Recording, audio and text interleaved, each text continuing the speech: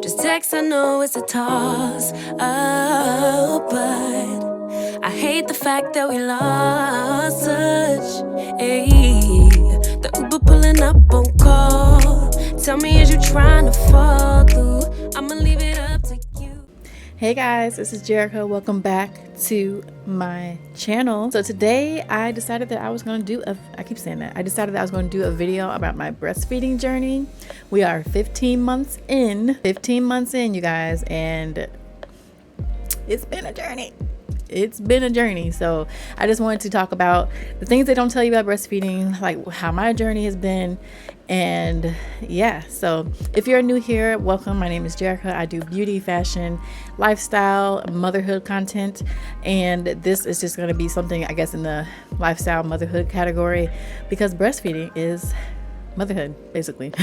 So let's just go ahead and jump right into the video. All right, so first of all, like I mentioned in the beginning of this video, I am 15 months postpartum, and I've been breastfeeding for 15 months. Before I had my daughter, I knew that I wanted to breastfeed. I seen my sister breastfeed successfully, so I just knew that it was something I wanted to do. On top of the fact that at the time the formula shortages were out of control, so I knew I wanted to breastfeed. I knew I wanted to at least try it. So, after I gave birth, which was terrible. If you want to see my birth story, I will link it above, because that was a whole thing in itself. So anyway, after I had my daughter and my traumatic C-section, we didn't get to have any of that little bonding that I wanted to have initially. Like, as soon as your baby come out, you get put on your chest and all that kind of stuff. I didn't get to have that experience, which sucks. But anyway, so once I was in the room and everything was okay with me again, now is the time to start trying to breastfeed or getting your baby to latch. And Amira, which is my daughter,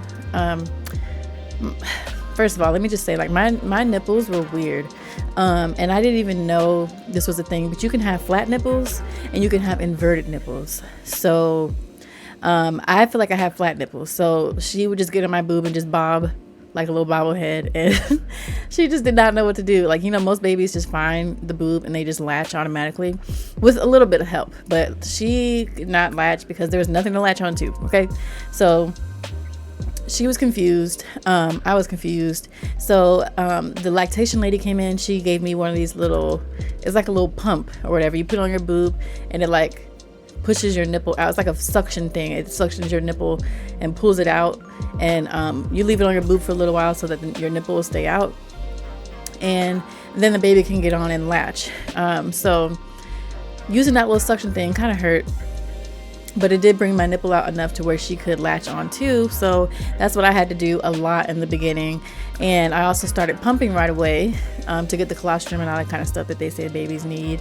So in the beginning of my breastfeeding journey, I was doing what they call a triple feed, which is I was pumping, I was breastfeeding her, and then she was getting a little bit of formula, because they made me feel like she was losing too much weight too quickly, which is normal in C-section babies, but they just made me feel like she's gonna die if she don't get formula. And now that I look back, I wish I had been like, no, she's doing fine. She's not hungry. Well, she was hungry, but like, she's not gonna die. Like, we gotta give my body a chance to produce the milk. Like, this is how nature intended it. This is how God intended for it to be. So my body's gonna make what it needs to make. But anyway, I ended up doing a triple feed. So I would pump, give her what I pumped. She'd get on the boob, and then she'd get like, I think at the time it was like 15 milliliters of formula. So it wasn't a lot of formula.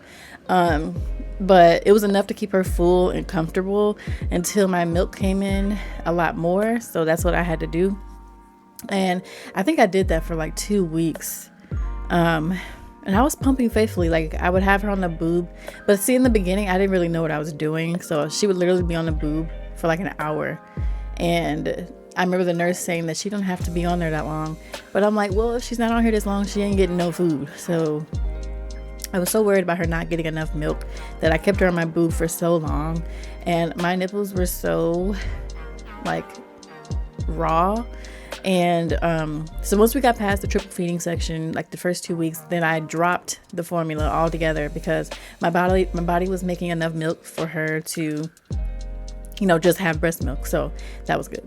But then came more complications because I was stressing over how much milk I was making, and then like I mentioned in the beginning of this video, there was formula shortages and stuff, so I was stressing about how much milk I was making because I did not want to have to switch to formula and have to worry about how I'm gonna, if I can find the milk that she needs. So I was really stressed out those first few months because I was so worried about running out of milk, and I would pump for so long. In the beginning, y'all, I wasn't getting any sleep. Like, I would pump, and she was feeding every 2 hours at the time. And I know they say with breastfed babies you're supposed to feed on demand, but for me that was just overwhelming, and it just made me feel worse. So I just decided to just feed her every 2 hours, 2 to 3 hours. So it would take me so long to latch her and feed her and pump. So I would literally get like an hour of sleep in between feeding sessions. So I was a complete zombie, and she was a good baby though, but I was a complete zombie because, like I said, I was only getting an hour of sleep. I know most people, put the baby on the boob, the baby will eat 15 minutes, and then y'all can go back to sleep, and then you got like 2.5 hours in between feeds. But me, I only had an hour because each session just took so dang long. And I'm just like, this is what I have to do to make sure she gets enough food, then this is what I'm gonna have to do. So that's how it was for me in the beginning, at least maybe the first 6-7 weeks, I guess. And then I think I went to every 3 hours, and I was still pumping for a long time. Like, my pumping sessions took like 50 minutes because I'd pump one boob while she fed on the other, and then after she got off that boob, then I pumped that boob to make sure she was getting all the milk out, because everybody was saying make sure you empty your boob, and then other people were like, you don't have to completely empty your boob. So I really didn't know what to do, y'all. Like, I was so lost and confused. So I'm like, do I empty it or do I not empty it? But I feel like nobody could really give me an answer, and every lactation consultant you speak to say something different. So I'm just like, you know what? This is what I've been doing. I'm just going to keep doing it. I'm not going to ask anybody else for any more advice, because all I'm doing is just getting more and more confused on what I'm supposed to be doing. So literally from that point on, until she turned 1, pretty much, I was pumping on one boob while she ate on the other. And then when she got off that boob, I pumped that boob a little bit more. And I literally just stuck with that because that's what worked for me. Even though it was a lot of work, I was getting a lot of milk. I was able to store up over 100 bags of milk.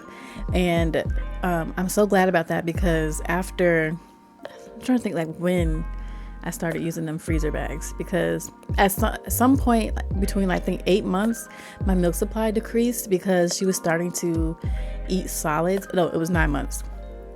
I started her on solids really late because I was just dealing with postpartum depression and dealing with so much that I didn't even think about solids. And like, solids wasn't even on my mind. I was just trying to survive each day, because literally each day felt like I was fighting for my life. So I wasn't even thinking about solids. I'm just like milk. And she was drinking the milk. She was drinking the milk. So when she turned 9 months, I took her to the doctor. The doctor was like, are you feeding her solids? And I'm like, no. So after I started feeding her solids, my milk supply decreased. And I know that's because I wasn't, at that point, you're supposed to start them around solids around 6 months. But you still keep doing the same amount of feeds. But at 9 months, 10 months, you slowly start to decrease the amount of milk you're giving them so that they could be hungry for solids. And that's what I was told to do, to not give her as much milk so that she could be hungry for solids. Because in the beginning, she wasn't really interested in solids because she just wasn't hungry enough. So once I started dropping the amount of nursing sessions, my milk supply decreased. And I wasn't expecting that. It decreased to the point where I had to start going to my little freezer stash. So I had to start adding milk from my freezer stash into the milk that I was freshly pumping, once it unthawed, of course. And then I gave her that. So I know this might be confusing, but I was definitely, after I was giving her 90 millimeters. Is it millimeters? I don't know. I was giving her 90 millimeters after she got off my boob, starting around 8 weeks, because I just knew, the babies have a soft spot at the top of their head, and her soft spot was starting to sink in. So I'm like, I think she's dehydrated. She ain't getting enough milk. So just doing boob. So that's when I decided to start giving her a bottle. And I know everybody in the beginning told me, don't give her a bottle. She's going to have nipple confusion. Don't give her a pacifier. She's gonna have nipple confusion. She never had nipple confusion, and I don't even know if that's a real thing. Some babies just don't like pacifiers in bottles. I just think that's what it is. Some babies just don't like it. But she didn't have a problem, thank God. But so I started off with 90 millimeters, and once I started giving her 90 millimeters more of milk after she got off my boob, her soft spot didn't sink anymore. She started gaining weight consistently, and then eventually I upped it to 110 millimeters until she was like 8-9 months when I started the solid. So I wanted to put that in there because I had forgot to mention that. Let me just tell y'all, my breastfeeding journey has been so hard. On top of the stress of worrying about milk supply, I was constantly dealing with milk blebs and blisters on my boob. And when I say these things are so painful, I was at the end of my, well, not even the end because I'm still breastfeeding, but towards closer to her getting 1 year old, for some reason I was getting them like every week. And I know and I was dealing with clogged ducts a lot, and I had got mastitis in the beginning. I had 105 fever. I was shivering. I had the chills. It was a nightmare. And I don't even know how I got mastitis, but for some reason I just had this lump in my boob that I could not get out. And there's nothing more frustrating than having a lump in your boob that you can't get out. Like you done rubbed the thing raw, you done sat in hot water or put your boob in hot water, use a heating pad, and this lump just ain't going nowhere. So the reason why I had the clogged duct is because skin had grown over a milk pore. And for some reason, for me, this kept happening consistently. So I got to the point where I just started popping them on my own. I know I wasn't supposed to do that, but it's like, as often as this is happening, how can I can't be going to the doctor every time I have a milk blister or skin has grown over a milk pore again, because it was happening so much. I was so frustrated because literally every week I had one. So I used to just put flame to a safety pin and just pop it, squeeze, and then my milk would start to flow again, and then the clogged duct would release and all that kind of stuff. It was a mess. And obviously, breastfeeding is the best thing for your child, and breastfeeding this, breastfeeding that, and that's what everybody was like, oh, you should breastfeed. And you hear all the time, breastfeed. And I agree. Breast milk is the best. But honestly, if you don't want to deal with all it takes to do with breastfeeding, you can do formula. There's nothing wrong.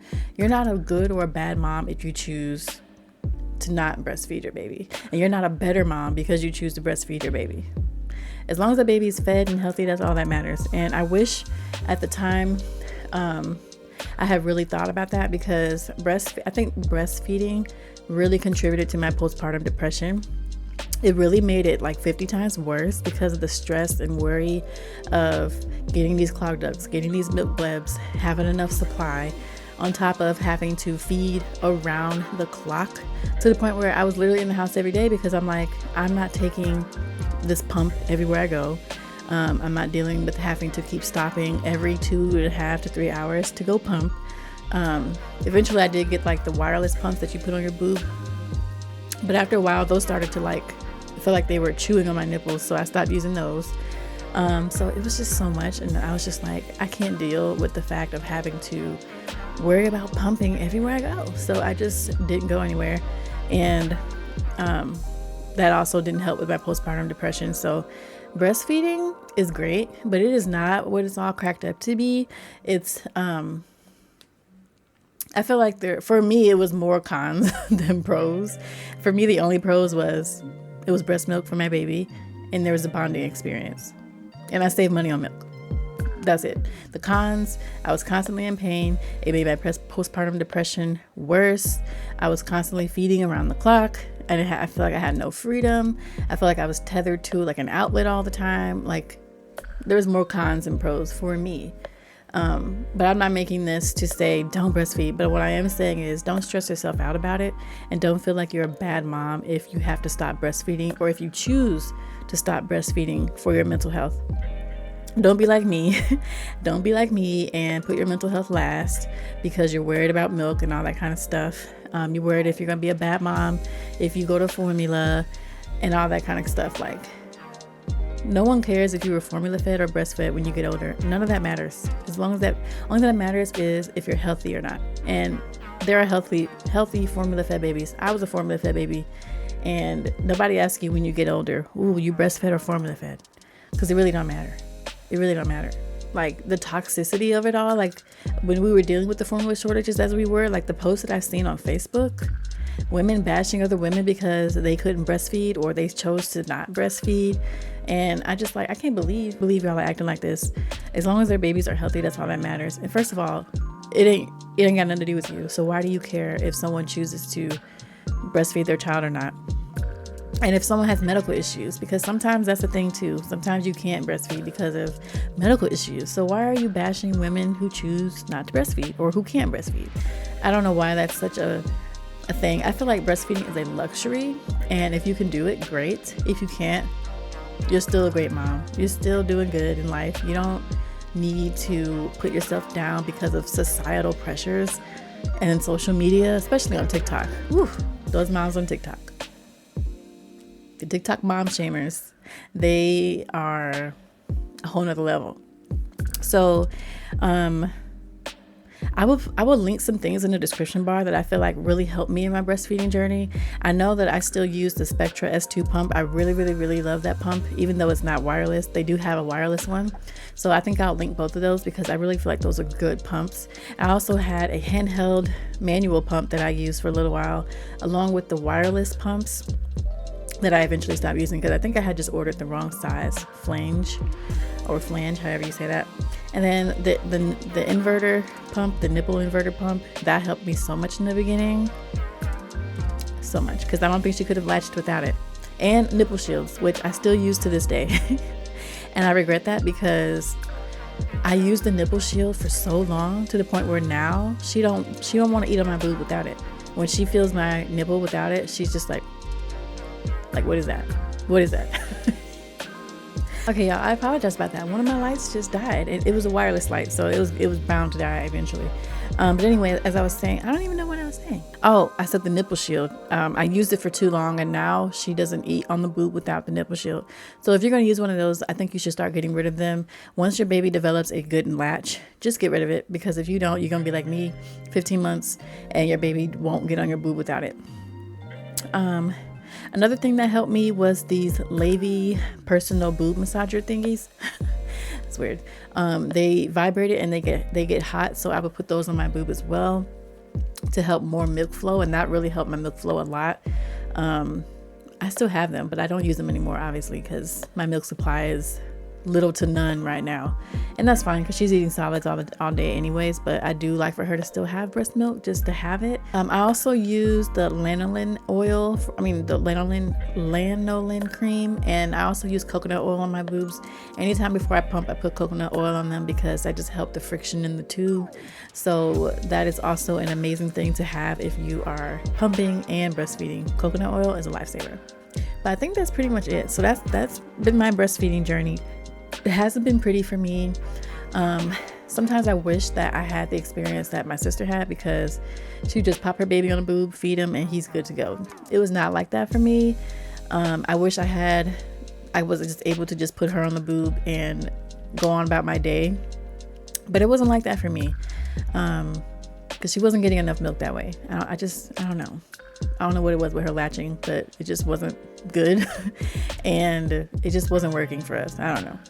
And I just got tired of the lactation consultants and stuff. So I just you know what? We're just going to do what we've been doing because it works. She's growing. She's gaining weight. She's thriving. So I'm just going to deal with that. And I just couldn't deal with any more weight of having to try and figure out anything else. So I just stuck with what I knew, and I made it through. But it was not easy. And if I look back, if I could do it again, I probably would have gave her formula.